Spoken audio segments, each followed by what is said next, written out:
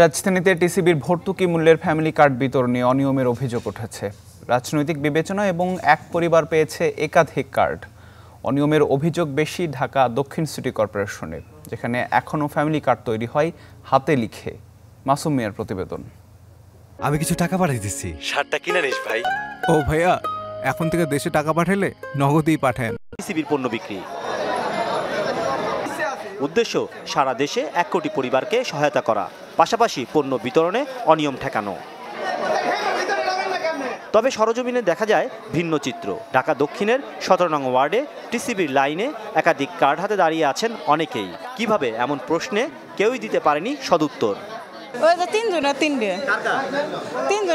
ওই যে আমার ভাইয়ের একটা আছে, তাদের আমার একটা আছে, আমার জমের একটা আছে। আমার ছেলে নিছে, আমার মেয়ে নিছে, আমারটা আমি নিছি, এইভাবে তিনজনের ছেলে আর আমাদের আর ছেলে সদস্য 7 জন। একটা আমার বোনের, একটা আমার ভাইয়ের, একটা বিয়ের, তিনজনের তিনটা। আমার নাই। টিসিবি বলছে রাজধানীতে কার্ড বিতরণের বিষয়টি দেখভাল করছে সিটি কর্পোরেশন। দাবি ঢাকা উত্তরে ফ্যামিলি কার্ড ডিজিটাল হওয়ায় কমেছে অনিয়ম। উত্তর সিটি কর্পোরেশনের ক্ষেত্রে কিন্তু আমার কাছে অ্যাপসে ওইটা থাকে রেকর্ড।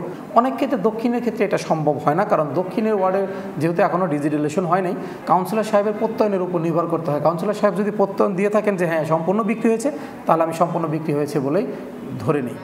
কার্ড বিতরণের দায়িত্বে থাকা কাউন্সিলরদেরও দাবি ডিজিটাল ফ্যামিলি কার্ড। তবে ঢাকা দক্ষিণ সিটিতে কেন এমনটা হচ্ছে না তার উত্তর নেই কারো কাছেই। ওরা যারা নাকি কার্ড নিয়ে মাল নিচ্ছে, একবার নিচ্ছে নিজে আইসা, দ্বিতীয়বার আরেকজনের পাঠাচ্ছে, যার কারণে এই জায়গায় লোকজন কম হচ্ছে, কিন্তু এক একজনের হাতে একটু কার্ডগুলো বেশি দেখা যাচ্ছে। আমার যদি ডিজিটাল থাকতো তাহলে আমার কার্ডটা আমাকে নিতে হতো, আরেকজন কিন্তু নিতে পারতো না। এখন যে অ্যানালগ হিসাবে যেটা আছে সেটা যেহেতু উত্তরে হয়ে গেছে, এখন দক্ষিণে যদি হয়ে যায় তাহলে আমরা ওই প্রবলেম থেকে বের হয়ে আসতে পারবো।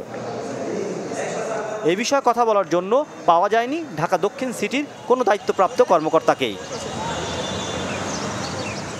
মাসুম মিয়া, চ্যানেল 24, ঢাকা।